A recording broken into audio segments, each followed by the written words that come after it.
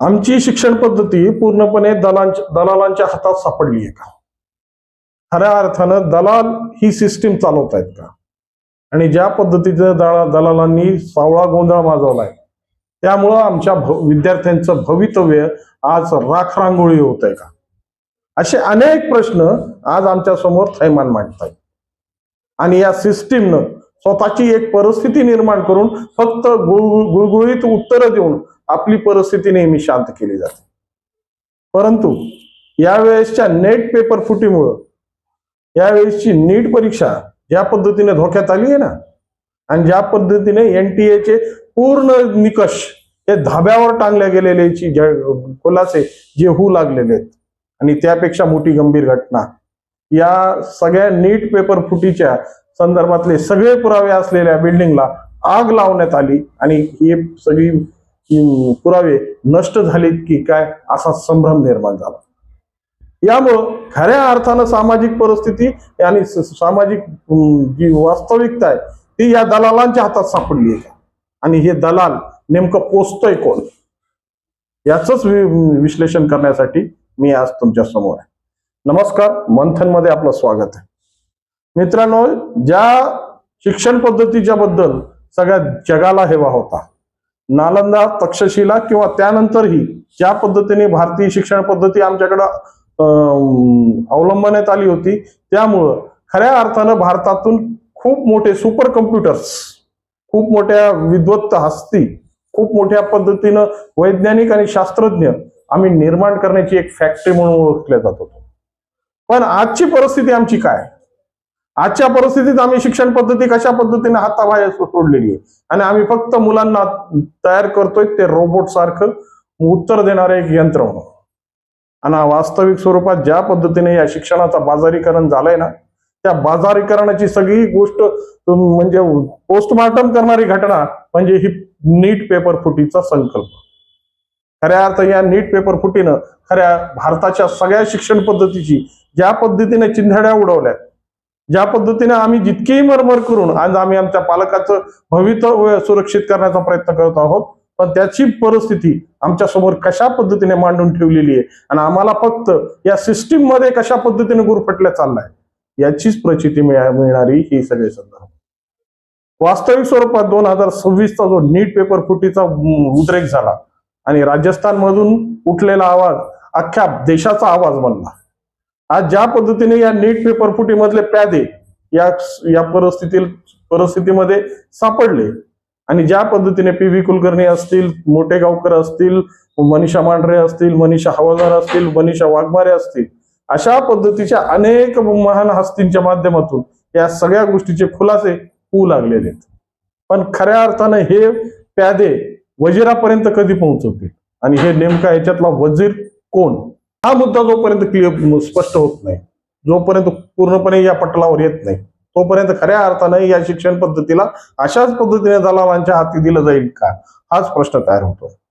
आज ज्या पद्धतीनं नीट पेपर हा विषय फक्त एक सगळ्यात मोठी शिक्षण पद्धतीची पोलखोल करणारी एक वास्तविकता तरी झाली असेल, या पद्धतीने या सगळ्या गोष्टींवर सामाजिक परिस्थितीचा आसूड ओढला जात असेल आणि आज विरोधी पक्ष ज्या पद्धतीने याचा कांगावा करून ज्या पद्धतीच्या आंदोलनाच्या भूमिकेत असतील, परंतु वास्तविक स्वरूपात या सगळ्या गोष्टीची बीज खऱ्या अर्थानं कुणी पेरली आणि आजची ही शिक्षण पद्धती कशा पद्धतीने दलालांच्या हातात देऊन कटमणीच्या माध्यमातून म्हणा, भ्रष्टाचाराच्या माध्यमातून म्हणा, जी परिस्थिती आमच्या विद्यार्थ्यांच्या समोर आणून ठेवली ना, खऱ्या अर्थानं यालाच भारतीय सिस्टीमचा एक भाग मानला जातोय.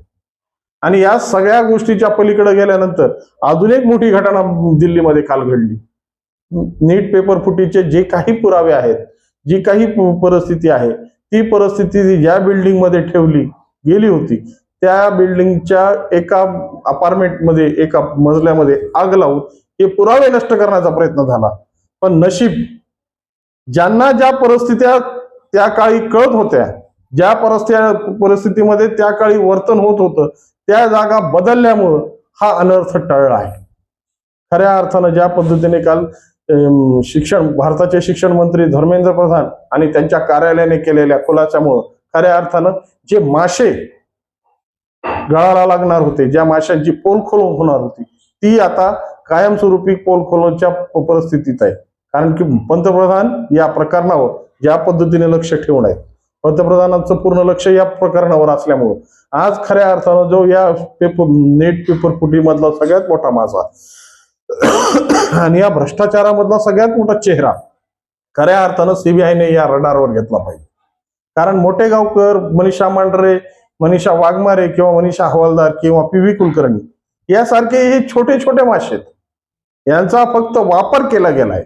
पण वास्तविक स्वरूपात ज्या पद्धतीने या सगळ्या गोष्टीचा रॅकेट मागच्या काही वर्षापासून सुरू आहे आणि खऱ्या अर्थानं ज्या पद्धतीने आमच्या पाल्यांना किंवा आम्हाला ज्या पद्धतीने यामध्ये या जाळ्यात ओढलं जातं ना, त्याची परिस्थिती कोणता असा मोठा मासा आहे की जो या गोष्टींचा खऱ्या अर्थानं आपला फायदा करून घेतोय.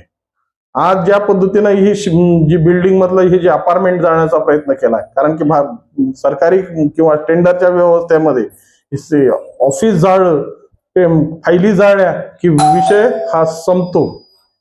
आणि हा संपलेला विषय ज्या पद्धतीने आम्ही आज परिस्थितीमध्ये मांडून ठेवलाय, त्यामुळे अशा पद्धतीने फायली जाळून ज्या पद्धतीची परिस्थिती आमच्यावर ओढवली जाते आणि खऱ्या अर्थानं जो खरे आरोपी आणि मोठे मासे हाताला लागण्याची परिस्थिती निर्माण होते, त्या ठिकाणीच अशी आग लावली जाते. मग अशा आगीच्या माध्यमातून ज्या कोणी कारस्थान करून ज्या पद्धतीने ही सगळी परिस्थिती झाकण्याचा प्रयत्न करत होतात, ते त्याला खऱ्या अर्थानं गजाआड झालं पाहिजे. तरच खऱ्या अर्थानं आमची जी परिस्थिती आहे आणि आमची जी शिक्षण पद्धती ती पारदर्शक होईल. गेल्या आम्ही 70 वर्षामध्ये काय कमवलं, कशा पद्धतीच्या व्यवस्था निर्माण केल्या, आम्ही फक्त दलालीच्या माध्यमातून आमच्या व्यवस्था पूर्ण करत आलोत का? हाच आता ही सगळ्यात मोठा प्रश्न समाज व्यवस्थेवर उभा राहिलेला प्रश्नचिन्ह आहे. कारण की आजपर्यंत आम्ही ज्या पद्धतीने स्वातंत्र्याच्या काळामध्ये जी परिस्थिती आम्ही सांगतो किंवा जी परिस्थिती आम्ही सांगण्याचा प्रयत्न करतो, खऱ्या अर्थानं त्या सगळ्या सिस्टीम या फक्त टेंडरवरच आधारित आहेत का? कारण की कोणत्याही कामाची परिस्थिती निर्माण झाली आणि त्या कामाच्या परिस्थितीमध्ये ज्या टेंडरच्या व्यवस्था निर्माण केल्या जातात ना, त्या टेंडरच्या व्यवस्था आमच्यासाठी किती जीवघेण्या ठरतात ना, ते तरी आम्हाला या प्रकरणावरून लक्षात आलं पाहिजे.